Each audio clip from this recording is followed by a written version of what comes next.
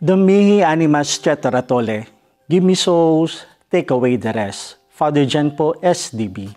We are now celebrating the solemnity of Christ the King, the conclusion of our journey in this liturgical calendar. Kasi ang gusto lang naman po ng ating Panginoon, the Church is trying to teach us that at the end of our life, in the end of our journey, we will be able to proclaim that indeed, Jesus is our God. At siya ang nagahari sa ating buhay. In the first reading, after everything that we have seen, the vision, the greatness and the mercy and the compassion of God, sino siya sa atin?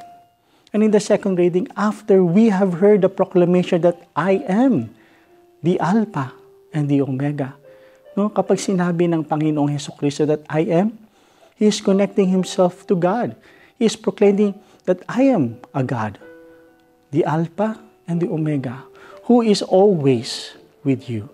This is the message of our Lord in this whole year, that God is journeying with us. He is our companion. Siya ang gumagabay sa atin from the very beginning hanggang matapos ang ating paglalakbay. He will always be with us. This is His words. I will always be with you. Therefore, do not be afraid. With all these things that we have seen, experienced, and heard, at the end, we are hoping that each and every one of us, we will proclaim that Jesus is my God, my Savior, the King of my life. Kung kaya nga po sa ating Ebanghelyo taken from the Gospel of John, chapter 18, verse 33 to 37, napaka-personal po ng tanong ng ating Panginoon. Do you say this on your own or have others told you about me? Tinatanong ng Diyos, yung bang pananampalataya mo sa akin is just according to what you have heard, read, studied? Or it is the product of your conviction because after experiencing me, you proclaim me as the God of your life. Ito naman po ang kagustuhan ng Diyos, that we'll be always together with Him, the Alpha and the Omega.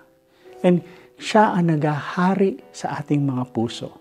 At kung siya ang nagahari sa ating mga buhay, siya lang ang ating pinaglilingkuran at wala ng iba. All the things in this world are just secondary. But the most important thing is that we are serving our Lord through our brothers and sisters.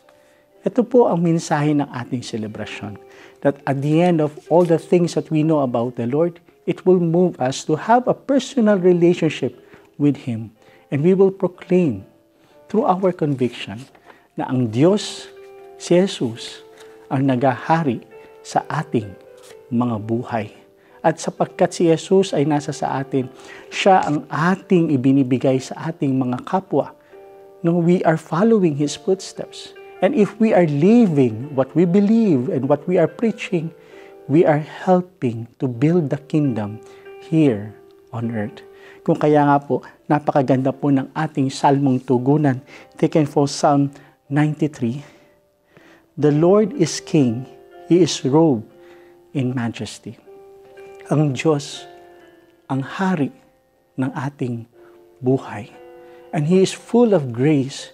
And those grace is the grace that He keep on giving to each and every one of us. So that it will give us the strength and the courage and a personal relationship with Him. And we'll be able to proclaim that Jesus is my God who saved me.